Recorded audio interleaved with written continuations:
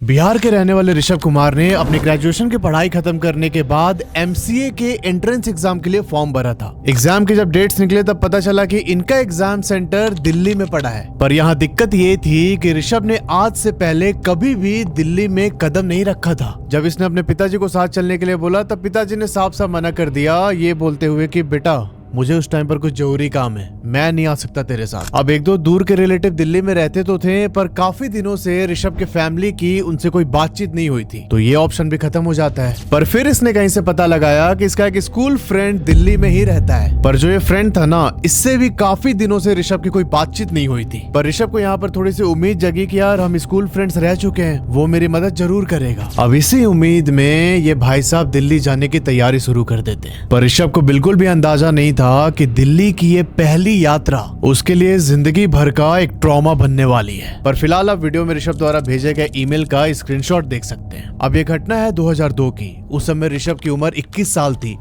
और ये बिहार के पटना शहर में एक राजेंद्र नगर एरिया पड़ता है, वहीं पर रहा करते थे। पटना से ग्रेजुएशन कंप्लीट करने के बाद इन्होंने पोस्ट ग्रेजुएशन में एमसीए करने का डिसीजन लिया। इसके लिए उन्होंने एंट्रेंस एग्जाम दिए और फाइनली जब डेट आती है तो इन्हें पता चला कि इनके एग्जाम का सेंटर दिल्ली पड़ा है। अब जैसे मैंने आपको बताया था कि आज से पहले कभी भी ऋषभ दिल्ली नहीं गए थे और ना ही उस टाइम पर कोई इंफ्रास्ट्रक्चर उतना ज्यादा डेवलप हुआ था। हमारे पास सोशल मीडिया या मैसेजिंग एप्स भी नहीं हुआ करते थे कि भाई हम लोग सब कुछ ऑनलाइन बुक करके फटाक से अपना मैनेज कर लें। यहाँ पर ऋषभ के पिताजी ने भी साथ चलने से मना कर दिया। तो ये फिर रिकॉल करता है कि यार मेरा एक दोस्त हुआ करता था निशांत, हम लोग यहाँ पटना में साथ में ही पढ़े हैं और अभी वो दिल्ली में रह रहा है। पर बहुत दिन से निशांत से भी बात नहीं हुई थी इसकी। पर ऋषभ की एक आदत थी, ये सारे नंबर सारे कांटेक्ट जो भी होता था एक डायरी में लिख के रखा करता। उस टाइम पर ऋषभ के पास नोकिया का मोबाइल फोन था। इसने पहले तो डायरी खोल के निशांत का नंबर ढूंढने की कोशिश की, पर इसे कोई नंबर नहीं मिला उसका। फिर एक पुराने दोस्त का नंबर मिलता है जो इनके साथ स्कूल में पढ़ा हुआ है। ये उसे कॉल करता है। कॉल पे बात करते हुए इसने पूछा कि भाई तेरे पास निशांत का नंबर है क्या? तो उसने बोला हाँ भाई है मेरे पास। उससे निशांत का नंबर लेके इसने निशांत को कॉल किया। अब जब इतने सालों के बाद इसने निशांत को कॉल किया तो पहले तो उसने पहचानने से ही मना कर दिया इसे। पहले तो उसने निशांत को भोजपुरी में 2-4 गालियां दी और गाली खाने के बाद फाइनली निशांत का दिमाग क्लिक करता है कि भाई ऋषभ नाम का मेरा एक दोस्त हुआ करता था। उसने बोला कि जहाँ पर तेरा सेंटर पड़ा है वो कॉलेज मुझे पता है, तो तू आ जा और मेरे पास रह लेना। 2 दिनों के बाद ऋषभ की ट्रेन थी और जब ये दिल्ली पहुंचा तो स्टेशन पे निशांत रिसीव करने आया। उसने ऋषभ से बोला कि भाई यहाँ साकेतपुरी में मैं अपने भैया के साथ कमरा लेके रहता हूँ और मेरे भैया किसी काम से 2 दिनों के लिए बाहर जाने वाले, तो तू आराम से यहाँ घर पे रह लेना। तो स्कूल की बातें करेंगे, मस्ती करेंगे और दिल्ली भी मैं तुझे घुमा दूंगा। ऋषभ खुश हो गया, भाई इतने साल के बाद मिले पर कोई भी डिफरेंस नहीं है, ये बहुत अच्छे से मुझे ट्रीट कर रहा है। पर ये ऋषभ की जो मासूमियत थी ना, इसे बहुत ज्यादा भारी पड़ने वाली है। पता चलेगा आपको मैं क्यों बोल रहा हूँ। अब जिस दिन ऋषभ दिल्ली पहुंचा था उसके अगले दिन ही इसका एंट्रेंस एग्जाम था। सुबह 11 बजे निशांत के घर पर पहुंचता है। निशांत ने बोला कि हाथ पैर धो ले, कुछ खा ले और आराम कर ले थोड़ा सा। ऋषभ बताते हैं कि मैंने खाना वाना खाया और सीधा जाके जो निशांत का बेड था उस पर लेट जाता हूँ। थकान बहुत ज्यादा हो रही थी तो मैं गहरी नींद में सो गया और जब मेरी नींद खुली तो मैंने देखा कि भाई शाम के 5 बज रहे हैं। जनवरी का महीना था, कड़ाके की ठंड पड़ रही है और उस समय लगभग अंधेरा हो रहा था। मैंने निशांत को बोला कि भाई कल एग्जाम है और 1-2 दिन में निकल जाऊंगा मैं, तो चल मुझे थोड़ा दिल्ली घुमा दे। निशांत बोला कि ठीक है, तू फ्रेश हो जा फिर चलते हैं। ये लोग निशांत के साकेतपुरी वाले फ्लैट से पैदल ही आसपास का एरिया घूमने के लिए निकलते हैं। यहाँ पर ये लोग अपनी स्कूल की यादें ताज़ा कर रहे थे, किसकी कितनी गर्लफ्रेंड बनी है, तेरी गर्लफ्रेंड है कि नहीं, मेरी गर्लफ्रेंड है कि नहीं, ये सारी बातें चल रही थी। और इसी बीच निशांत के भैया का कॉल आता है। वो बोलते हैं कि मुझे जो 2 दिनों के लिए जाना था ना अभी बाहर, वो कैंसिल हो गया है, मैं अभी 1 घंटे में कमरे पर आ रहा हूँ। और यही इस पूरी कहानी का टर्निंग पॉइंट है। निशांत अपने भैया से बहुत डरता था। उसने बोला ऋषभ को कि भाई भैया अभी आ रहे 1 घंटे में, और उनको बिल्कुल भी पसंद नहीं है कि बिना उनके नॉलेज के उनके घर में कोई रुके ऐसे। तो यार अभी ना कुछ और देखना पड़ेगा, मैं अपने घर पे तुझे नहीं रख सकता, मैं तेरे लिए कुछ और इंतजाम करता हूँ। इस पॉइंट पर निशांत के घर के पास ना एक जनरल स्टोर थी। उन जनरल स्टोर वाले भाई साहब का एक गेस्ट हाउस था जो साकेतपुरी से 1 घंटे की दूरी पर है। निशांत ने उनको कॉल करके बोला कि भैया एक रूम चाहिए आज के लिए। तो उन्होंने अपने गेस्ट हाउस का नंबर दिया और बोला कि आप बात कर लीजिए और मेरा रेफरेंस दे दीजिएगा। इस समय ऋषभ के दिमाग में चल रहा था कि यार कैसा दोस्त है, मतलब 1 रात भी रखने में इतनी प्रॉब्लम हो रही है। फिर इसे लगा कि यार ठीक है, 1 रात की ही तो बात है, खाना खा के सोना है सिंपल, कल सुबह मैं एग्जाम दे के अपना ट्रेन का देख के निकल जाऊंगा। अब यहाँ पर निशांत ने गेस्ट हाउस में कॉल करके बोला कि भाई राजेश भैया ने आपका नंबर दिया है, आज रात के लिए कमरा चाहिए। पहले तो गेस्ट हाउस वाले ने 1000 रुपए बोला था, पर जब इनका रेफरेंस दिया निशांत ने तब उसने बोला कि ठीक है 500 में हम आज रात को रहने के लिए दे देंगे। निशांत यहाँ पर ऋषभ को लेके पहले घर पे जाता है, इसका सामान उठाया और ऋषभ को एक ऑटो में बैठा देता है। ऑटो वाले को पूरा डिटेल समझा दिया गेस्ट हाउस का और बोला कि भाई वहां पहुंच के मुझे कॉल कर देना। ऋषभ यहाँ पर एकदम मजबूर हो गया था, अब कोई वैसा जानने वाला भी नहीं है कि इसे कॉल करके बताए कि मैं ऐसे प्रॉब्लम में फंस गया हूँ। ये भाई चुपचाप निशांत के घर से उस गेस्ट हाउस की तरफ जाने लगता है ऑटो में।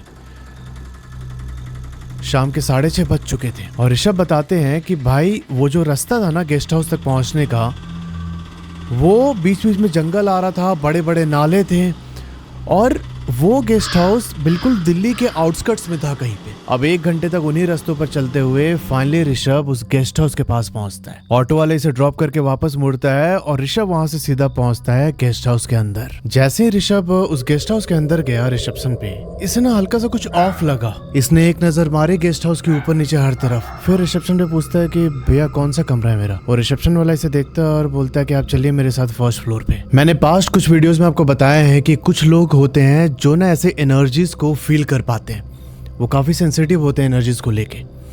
ऋषभ भी उनमें से एक था। ऋषभ बताते हैं कि जो मेरे पितृ पूर्वज है, मुझे बहुत बार एहसास होता है कि वो मेरे साथी हैं और हर गलत सही काम में मुझे इनडायरेक्टली कुछ ना कुछ हिंट देते हैं वो लोग। पर सिर्फ कल मेरा एग्जाम था, मुझे बहुत ज्यादा डिस्टर्ब ना हो इसकी वजह से मैंने इन सारे हिंट्स को इग्नोर किया। मुझे जो एनर्जी फील हो रही थी उसे दबाते हुए जो होटल का मैनेजर था उसके साथ फर्स्ट फ्लोर पर गया।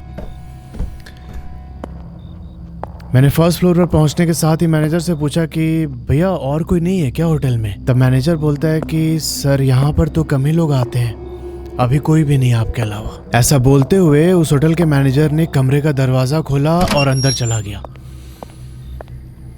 ऋषभ अभी भी कमरे के गेट पर ही खड़ा है। ये बताते हैं कि मैं ना एकदम फ्रीज हो गया था।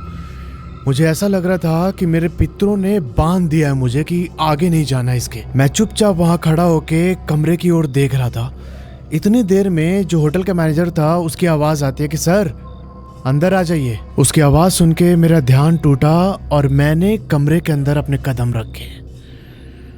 अब जब ये अंदर गया तो इसने पाया कि कमरा तो बड़ा है काफी, पर वहां पर एक अजीब सा सन्नाटा था और पूरा अंधेरा हो रखा है चारों तरफ। कमरे की जो बालकनी थी उसके बाहर एक पेड़ है, उस पेड़ की टहनियां बालकनी के अंदर आ रही थी। ऋषभ यहाँ पर धीरे धीरे चल के बालकनी के पास गया और वहीं खड़े होके पेड़ की ओर देखने लगता है।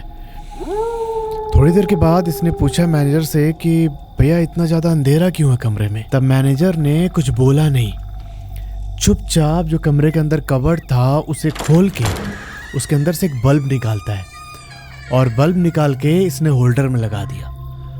होल्डर में लगा के इसने स्विच ऑन किया तो कमरे में हल्की रोशनी हुई। अब वो बल्ब भी बहुत कम वॉट का था, तो आप ना इमेजिन करो वैसा एक कमरा है, डिम सी लाइट हो रखी है, जो बालकनी है उससे पेड़ की टहनियां दिख रही हैं आपको। तो ऑलरेडी एक बहुत ज्यादा स्पूकी एटमॉस्फेयर बन चुका था उस जगह पे। होटल के मैनेजर ने बल्ब लगाया और बल्ब लगाने के बाद बिना कुछ बोले चुपचाप नीचे चला जाता है। मैनेजर के जाने के बाद ऋषभ थोड़ा फ्रेश होता है, कपड़े वपड़े चेंज किए और चुपचाप जाके जो कमरे का बेड था उस पर लेट जाता है। अब बेड पर लेटे लेटे ही इसने अपने घर पर कॉल किया, बातचीत की और उसके बाद ऋषभ डिसाइड करता है कि यार कल एग्जाम है, मैं थोड़ा सा रिवीजन कर लेता हूँ। अपने बैग से रिवीजन वाली एक कॉपी निकालता है और जो इसके पास फोन था ना, उस समय फोन्स में मेमोरी कार्ड लगते थे, तो उसी मेमोरी कार्ड पर इसने पुराने गाने डाउनलोड करके रखे थे और बैकग्राउंड में स्लो म्यूजिक पे उन पुराने गानों को चलाकर ये अपना रिवीजन करने लगता है। अब ऐसे पढ़ाई करते हुए सिर्फ 30 मिनट ही बीते थे कि अचानक उस कमरे की लाइट कट हो जाती है।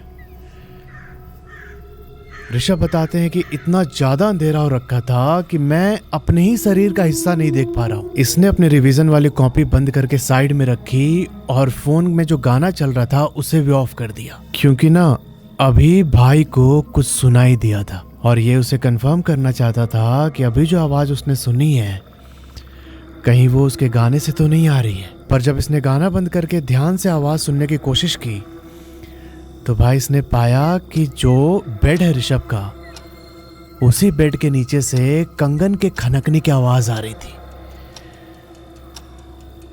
ये बताते हैं कि भैया वो आवाज़ ऐसी थी कि जैसे जब कंगन को हम बिल्कुल टॉप से अगर फ्लोर पे ड्रॉप करें तो जो उस कंगन के फ्लोर पे हिट करने से आवाज़ आएगी ना, उस तरीके की आवाज़ थी, पर एक बहुत ही एरी टोन में आ रही थी वो साउंड। अब अगले 10 सेकंड तक भी जब वो आवाज़ बंद नहीं हुई तब इसने अपने मोबाइल का फ्लैश लाइट ऑन किया और ये ना फ्लैश लाइट ऑन करके बेड के नीचे देखना चाहता था कि आखिर वो आवाज़ किसकी है।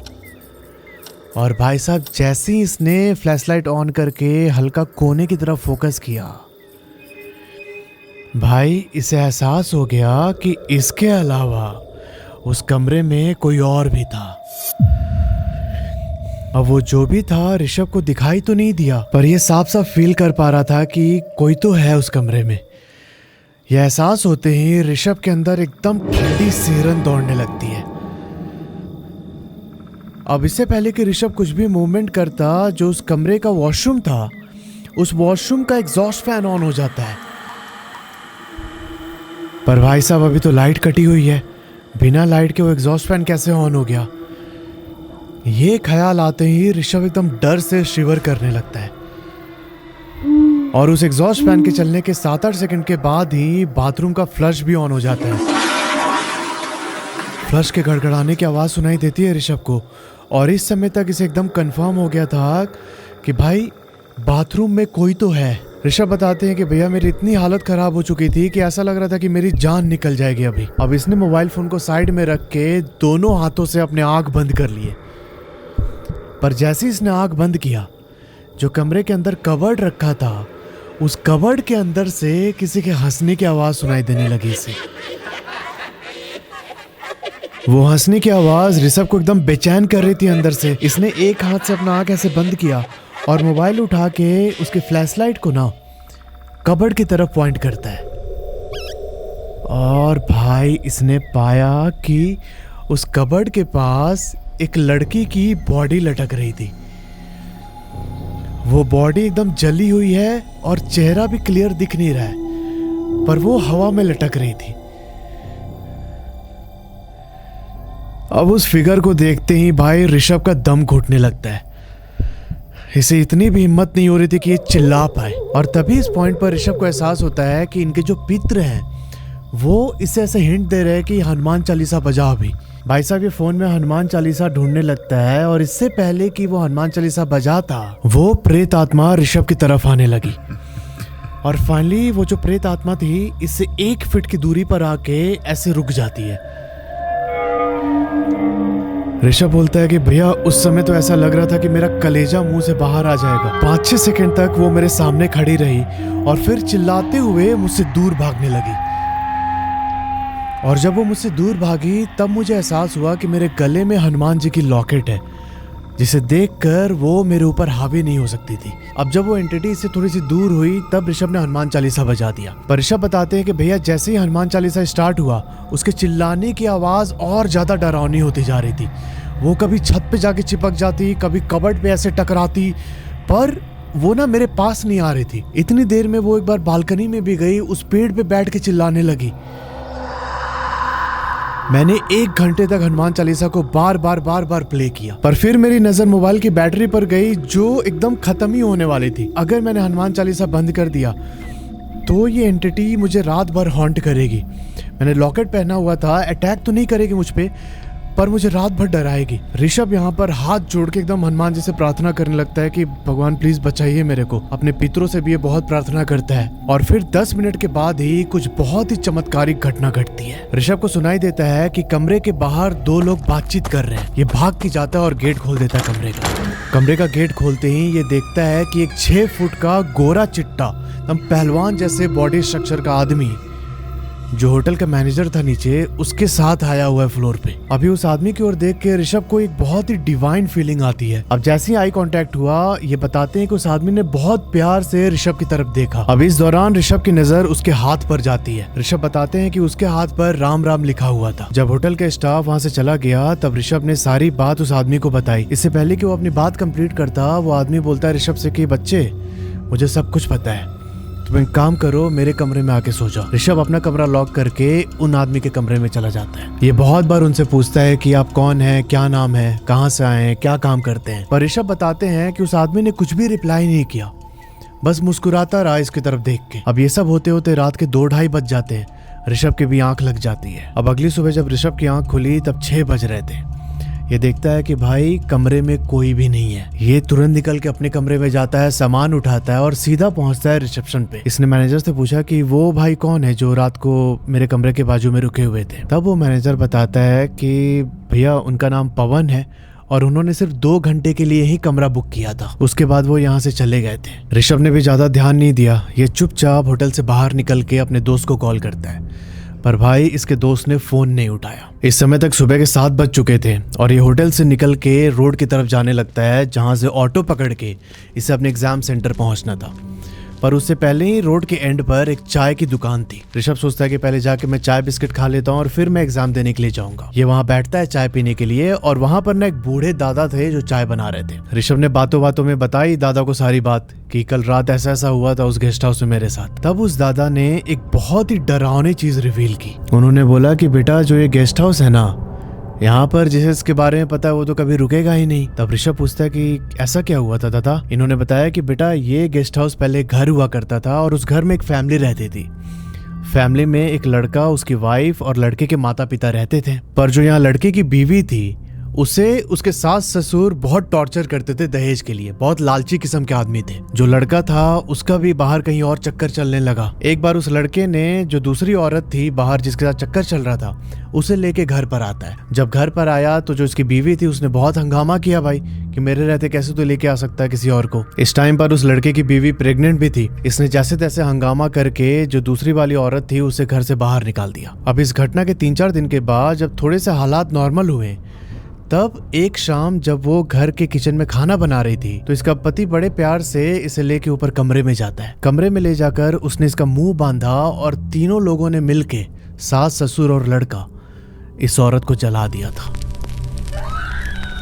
साथ साथ जो उसका बच्चा पेट में था वो भी जल के मर गया। उसके बाद से ही ये आत्मा किसी को भी उस कमरे में रहने नहीं देती। अब इस घटना के 2-3 महीने के बाद जो ये लड़के के घर वाले थे इन्होंने अपने इस घर को एक जनरल स्टोर के ओनर को बेच दिया। अब ओनर यहाँ पर आसपास रहता नहीं था तो उसे ज्यादा कुछ पता नहीं चला घर के बारे में। पर जब उसे पता चला कि भाई यहाँ पर ऐसा ऐसा सीन है तब उसने इस घर को छोड़ के गेस्ट हाउस में कन्वर्ट कर दिया। भूले भड़ के कभी कोई आके रुक जाता है तो उससे ही इनका खर्चा निकलता है। अब ऋषभ यहाँ पर चाय पी के सीधा अपने एग्जाम सेंटर पहुंचता है। उसने एग्जाम दिया और फिर 1-2 दिन के बाद ट्रेन पकड़ के वापस पटना आ जाता है। तो यार ये थी पूरी कहानी। अगर आपके जानने में भी ऐसे कोई घटना हुई है तो नीचे जो ईमेल आईडी आ रहा है उस पर अपनी कहानी मुझे भेज सकते हैं। और अगर आपने इस चैनल के सारे वीडियो देख लिए हैं तो भाई आप मेंबर बन के सिर्फ 29 रुपए पर मंथ में एक्सक्लूसिव कंटेंट एंजॉय कर सकते हैं। मेंबरशिप बनने का लिंक भी आपको पिन कमेंट में मिल जाएगा।